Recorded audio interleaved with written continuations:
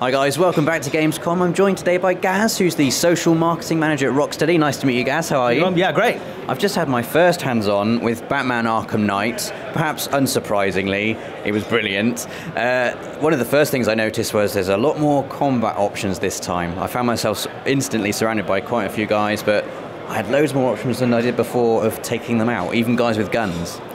So in Batman Arkham Knight, you're going to be fighting much larger groups of thugs than you have done in previous games. They're going to be using a whole new moveset. Batman has upgraded his own abilities to deal with those. We've added environmental takedowns. So you're going to be able to use the environment, the way that the areas are laid out, to get one-hit KOs on guards by slamming them into fuse boxes, dropping lights on their heads. We wanted to expand the way that you play, the way that you deal with combat in Batman Arkham Knight, and using the environment in those ways is something that feels really natural. It feels totally Batman. And it felt amazing that I took down about 5, well, obviously not killed, takes them down. Batman never kills anyone. Take down about 5 enemies, and not one takedown was the same. Like one was an uppercut, one was the light. I did the environmental takedown with the light and smashed his head into electronical device on the wall.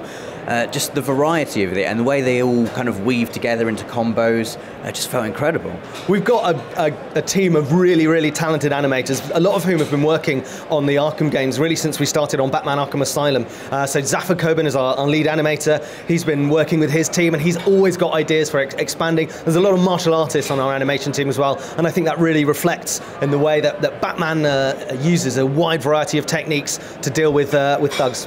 And also, one of the main new additions is the Batmobile, of course. We'll get on to the actual driving it in a sec, but it was also used in combat quite a lot. The way you could quite effortlessly switch between having Batman, remote controlling the Batmobile, quickly leaping into the Batmobile, and using it also to assist in takedowns. We really want the relationship between Batman and the Batmobile to feel like this sort of synergy of man and machine. Yeah. They work really, really well together. The Batmobile is Batman's most powerful, most expansive gadget. It can do all kinds of things, enhance his abilities in all kinds of ways. For example, what you saw, the Batmobile-assisted takedown, Batman uppercuts a thug, and the Batmobile shoots them out of the air with the riot suppressor, knocking them out cold. It's a really nice way for those two things to work together, and it opens up a load of new gameplay options. And some people were asking how the Batmobile manages to shoot enemies but not kill them, and can you just explain the riot suppressor for people? So the non-lethal riot suppressor is a mode that switches in as soon as Batman targets, as soon as the Batmobile targets a human, a living being, it switches automatically to the non-lethal riot suppressor, which effectively fires rubber bullets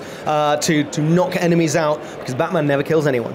Absolutely, and it's not just for combat either, the Batmobile. There were quite a few environmental puzzles that involved it as well, like pulling walls down, making ramps. Can you just tell us how much of the game is going to be kind of Batman and the Batmobile solving puzzles and progressing through the environment together? Well, it's whatever feels natural for the progression of the story. Like the way that Batman and the Batmobile work together, it really expanded out. Once we realised that we wanted to have the Batmobile in, we started thinking about what can the Batmobile do, how does it behave, how fast is it, what are its abilities. That opened up not only the exploration in pursuit mode, the combat in battle mode, the assistance that we've already talked about in free flow combat with the takedowns, but also environmental manipulation, problem solving, puzzles, using the remote control to open up areas for Batman, and then Batman opening up areas for the Batmobile. It all feels totally organic, and it feels like an extension of Batman as the world's greatest detective, using his gadgets, using his abilities, using his intellect to solve problems and ultimately to take down Scarecrow. And one of the satisfying things about the Arkham games has always been that sense of traversal, just outside of combat, getting around the world, gliding around it, just taking in the detail that's been packed into it. And obviously before it was designed around Batman gliding through it. Now you've got an open world Gotham that I guess has got to be designed not just for that, but also designed for the Batmobile to get around. I guess, are we going to see open world sections where you can find, little secrets that you have to use the Batmobile to get to, as well as, gliding there? There's going to be all kinds of secrets scattered throughout Gotham City, so I'm not going to spoil any of the surprises on that. But absolutely, the city has been designed for it to feel totally natural for you to explore Gotham City in whatever way you choose to, whether you prefer to hit the streets, tear through them as with the afterburner in the Batmobile, whether you choose to use that to then eject out and glide over the skyline, taking in the atmosphere, looking down on this living, breathing Gotham City that our environment team has created. And also, they're often, I mentioned before, they're often packed with like little kind of nods to DC lore that hardcore DC fans can poke around and find. I guess that must be quite a challenge. You're building a fully open world Gotham City, which is much bigger than Arkham City, it's much bigger than any world you've created before. How challenging is it to increase the size but not decrease the amount of detail that you put into it? We absolutely love putting little details in. It's not a difficult job at all. It's something that it's one of our favorite things about building these games, they're leaving these little details in there that not everyone is going to notice, but we know that the guys who do notice and do get it, they're going to absolutely love. So it's not a difficult job at all. It's maybe the best part of the job. Fantastic. And we saw the Arkham Knight there. We still don't know who he is.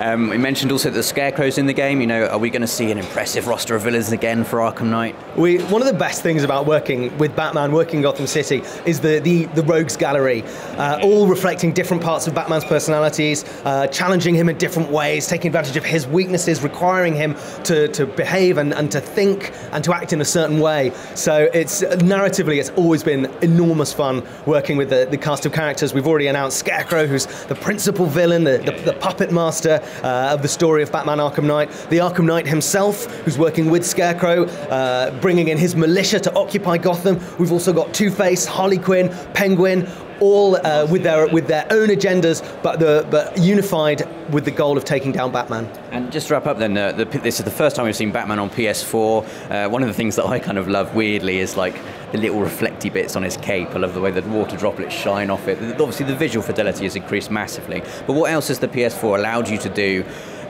besides of the visual upgrade that you just couldn't do on PS3? Well, the size of Gotham City really has, making the jump to next gen has been an enormous advantage for our design team, because they can go to the engine team and they say, can I do partially destructible buildings? Can I drive upstairs and smash through concrete? And they're like, yeah, you can do that with this. Would have been very difficult to make the kind of experience that we've made on any previous generation consoles. And would it be fair to say that this is kind of the Batman game that you've always kind of wanted to make, a fully open world Gotham City with a Batmobile in it?